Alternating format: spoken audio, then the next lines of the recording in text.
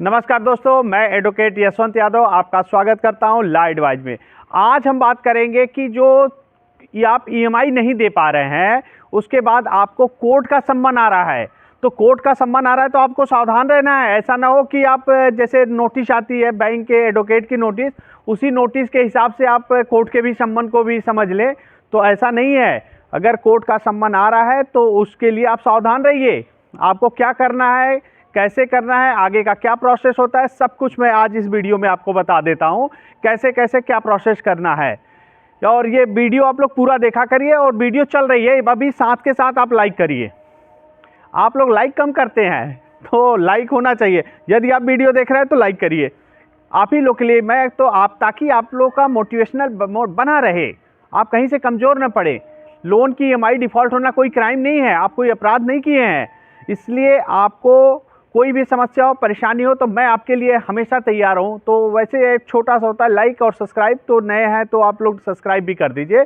आज हम बात करते हैं, यदि आप ईएमआई का डिफ़ॉल्ट हो जाते हैं तो कोई क्राइम है? आप बताइए। आप तो इतने दिन से मेरी वीडियो आप लोग देख रहे हैं, तो आप लोग बताइए, क्या लोन की ईएमआई डिफ़ॉल्ट होना क्राइम है? आप बताइए। तो नहीं, लोन की ईएमआई डिफ़ॉल्ट होना कोई क्राइम नहीं है। कहीं नोट कर लिया करिए। अच्छा, एक प्रश्न और आपसे पूछूंगा, क्या लोन की ईएमआई डिफ़ॉल्ट होने पर किसी थाने में, किसी चौकी में या कहीं पे भी आपका एफआईआर दर्ज हो सकता है? हाँ या ना में जवाब दीजिए। आप कमेंट में दे दीजिए, कमेंट में हाँ या ना। अगर हो सकता है तो हाँ लिखिए, और नहीं हो सकता है तो ना लिखिए, नो लिखिए। बस यस या नो में जवाब देना है। प्रश्न क्या है? ईएमआई का डिफ़ॉल्ट होने पे क्या किसी थाने में, चौकी में एफआईआर दर्ज हो सकता है या नहीं? हाँ या ना में। और ये ईएमआई का डिफ़ॉल्ट होना क्या क्राइम है कि नहीं? हाँ या ना, बस इतना पे ही कमेंट में आप जवाब दीजिए, और लाइक और सब्सक्राइब वगैरह कर लीजिए। तो आज हम बात करते हैं, यदि आपका कोई ईसीएस बाउंस होता है, जैसे पर्सनल लोन है, एजुकेशन लोन है, क्रेडिट कार्ड का लोन है, या फिर बिजनेस लोन है, या फिर कोई अनसिक्योर लोन है जिसमें आपने ईसीएस मतलब ऑटो डेबिट, जैसे आपने अमाउंट को यूज किया उसके बाद आपका ऑटोमेटिक डिडक्ट हो जाता है, जिसको ईसीएस कहते हैं। उसे ऑटो डेबिट भी कहा जाता है। ऑटो डेबिट माने अपने अकाउंट से ऑटोमेटिक वो डिडक्ट हो जाएगा। ईसीएस बाउंस होने पे अगर आपने लोन लिया है और आपका ईसीएस बाउंस हो रहा है, तो जैसे चेक बाउंस होता है, आपने चेक दे रखे हैं और चेक नहीं क्लियर होता है, अनसफिशिएंट बैलेंस होने पे चेक बाउंस होता है, सेम उसी तरह ईसीएस बाउंस भी होता है। तो दोनों में लगभग सब कुछ मिलता जुलता है। उसमें भी बेल, चेक बाउंस में भी बेल करानी होती है, इसमें भी चेक बाउंस में भी करानी होती है, और ईसीएस में भी आपको बेल करानी होती है। तो ये बहुत बड़ा केस नहीं है। सेम डे बेल होती है, सेम डे बेल हो जाती है यदि आपका पेमेंट सेटलमेंट एक्ट, जिसमें होता क्या, ईसीएस बाउंस होने पे payment and settlement act section 25 में आपका केस होता है। तो इस केस होता है तो जैसे नोटिस तो आएगी आपके पास, तो आपको कैसे पता चलेगा ये रियल है कि फेक है, जेन्युइन है? तो बहुत तो फर्जी नोटिस बना के दे देते हैं, लगेगा कि ये कोर्ट का नोटिस है, होता है फर्जी। तो उसको कैसे पता करेंगे? कोई भी नोटिस आती है जेन्युइन है, अगर पता करना है तो पहले बात, जो रिकॉल नोटिस है, डिमांड नोटिस है, या बैंक के पैनल के एडवोकेट का नोटिस है, या किसी के माध्यम से आ रहा है नोटिस, वो नोटिस तो जेन्युइन नहीं है, वो कोर्ट का नहीं है। लेकिन यदि कोर्ट का नोटिस होता है तो सबसे पहले उस पर कोर्ट का नाम लिखा होता है कि किस कोर्ट से आया है, कोर्ट का नाम होता है। कोर्ट के नाम के बाद बैंक वर्सेज आपका नाम, माने बैंक और आपके बीच में जिसके साथ मुकदमा हो रहा है, बैंक वर्सेज आपका नाम होता है। उसमें केस नंबर होता है। केस नंबर क्या है कि आपका क्या केस चल रहा है, उस केस नंबर होता है। केस नंबर के बाद आपको में इसमें लिखा सम्मन टू एक्यूज्ड, माने सम्मन मतलब होता है बुलावा पत्र।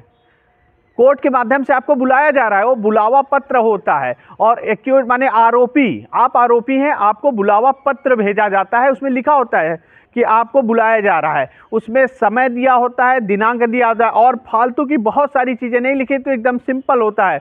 मैं आपको स्क्रीनशॉट पे लगा के दे दूंगा कि होता कैसे है। और उसमें सबसे पहले उसमें कोर्ट की मोहर होती है, उसमें भारत सरकार, ये कोर्ट की सत्यमेव जयते की मोहर लगी होती है।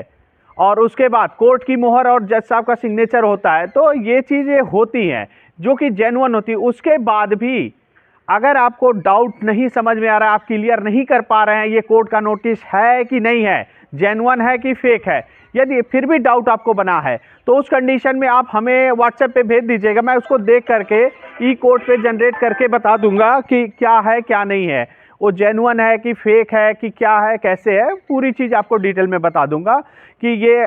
अगर उसके बाद ये सम्मन की बात हो गई, अगर आपने भेजा तो सम्मन भेजते हैं, कोर्ट सम्मन भेजती है, ईसीएस बाउंस, ये पहली स्टेज होती है आपकी। माने आप बैंक ने आपके ऊपर केस किया, उसके बाद आपको एक कोर्ट से नोटिस आती है, कोर्ट से नोटिस आती है, उसे सम्मन कहते हैं।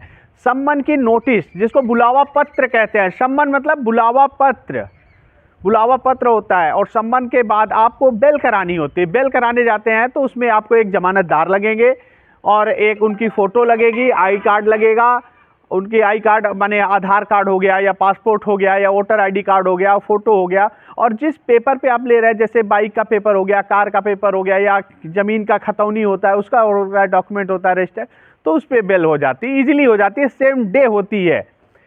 इसमें जेल नहीं, जेल का कोई प्रावधान नहीं है कि आपको जेल हो जाएगा। सम्मन आया, आपने बेल कराने जा रहे हैं तो सेम डे बेल हो जाती। उसके बाद सम्मन के बाद भी आप 1 तारीख 2 तारीख नहीं जाते हैं, उसके बाद आपको वारंट इशू होता है जिसको कहते हैं बेलेबल वारंट, BW। और BW आता है तो इस कंडीशन में थाने से आपको इन्फॉर्म किया जाएगा बेलेबल वारंट है, थाने से आएंगे, आपको नोटिस देखे जाएंगे, लेकिन अरेस्ट नहीं कर सकते। BW बेलेबल वारंट में भी अरेस्ट नहीं किया जा सकता है। बेलेबल वारंट में आपको सूचित किया जाएगा, फिर आप जाकर कोर्ट में बेल वगैरह करा लें। अगर उसके बाद भी नहीं जाते हैं तो फिर NBW के बाद नॉन बेलेबल होता है, उसमें पुलिस गिरफ्तार करके आपको कोर्ट के सामने पेश करेगी, मजिस्ट्रेट के सामने, तो आपको NBW पे भी नहीं जाते तो भगौड़ा PU होता है, वो तो प्रोसेस बड़ा होता है, तो वहाँ तक सोचने की जरूरत नहीं है। अगर आपके पास सम्मन आता है या नोटिस आता है तो आपको करना क्या है, आपको सेम डे बेल होती है, बेल करा लेनी है। सेम डे बेल होती है, बेल करा लेनी है। किसी भी तरह की कोई समस्या हो, परेशानी हो तो आप हमसे संपर्क कर सकते हैं।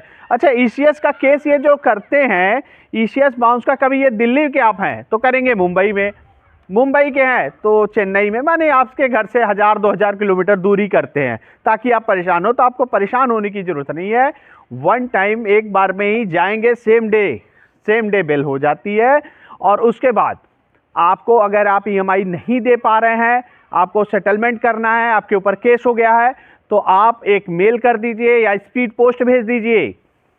स्पीड पोस्ट के माध्यम से बैंक को इन्फॉर्म करिए कि मेरा 10 लाख का लोन है, मेरी आर्थिक स्थिति ठीक नहीं है, जो आपकी फाइनेंशियल कंडीशन हो, जो दिक्कत हो, आप अपनी प्रॉब्लम को लिख करके स्पीड पोस्ट कर दीजिए, चाहे मेल कर दीजिए।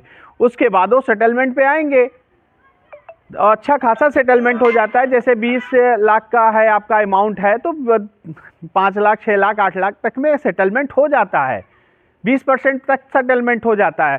और उसके बाद केस चलता रहेगा। फिर आपको लोक अदालत आती है तो लोक अदालत में आपको भेज दिया जाएगा आपको केस को। तो हो सकता है आपको और बैंक के माध्यम से बातचीत होकर के लोक अदालत में केस को सेटलमेंट किया जाता है। तो ईजी से ये प्रोसेस होता है। कभी भी EMI, अगर कोई EMI नहीं दे पा रहे हैं और कोर्ट का नोटिस आ रहा है तो ध्यान दीजिए, सतर्क रहिए, सावधान रहिए। ऐसा नहीं कि जो नोटिस आ जाते हैं ना, सब एडवोकेट, पैनल के एडवोकेट, उन्हीं का बराबर नोटिस आता है तो आप उसी की तरह इग्नोर मत करिएगा। नहीं समझ में आ रहा है, मैं हूँ, आप, हमारा नंबर है, हमारे व्हाट्सएप पे आप अपनी नोटिस भेज दीजिए। वो जेन्युइन है, फेक है, फर्जी है, तो मैं आपको क्लियर करके बता दूंगा। ई कोर्ट के माध्यम से भी चेक किया जा सकता है, अगर आप लोग चेक कर पाए तो उसमें इजी होता है। अगर आप चेक कर पाए तो वहाँ से भी चेक कर सकते हैं। यदि कोई समस्या है, परेशानी है तो ऑल इंडिया हमारे पैनल के एडवोकेट हैं, हमारे पैनल के एडवोकेट आपको मैं वहाँ पे उनको भेज करके जो भी नोटिस है, क्या है, कैसे है, पूरी डिटेल उसकी बता करके आपको आगे का जो प्रोसेस होगा उसको किया जाएगा। और कभी भी 138 चेक बाउंस का केस हो, payment and settlement act section 25 का केस हो, या किसी भी तरह का नोटिस हो, कुछ भी हो, सरफेसी एक्ट 13(2) का नोटिस, 13(4) का नोटिस, या किसी प्रकार का नोटिस आता है तो आप सेम डे बेल होती है, आप बेल करा लें। उसके बाद केस चलता रहेगा प्रोसेस आपका। और कोई दिक्कत हो, समस्या हो तो आप हमसे संपर्क कर सकते हैं। जय हिंद, जय भारत, नमस्कार।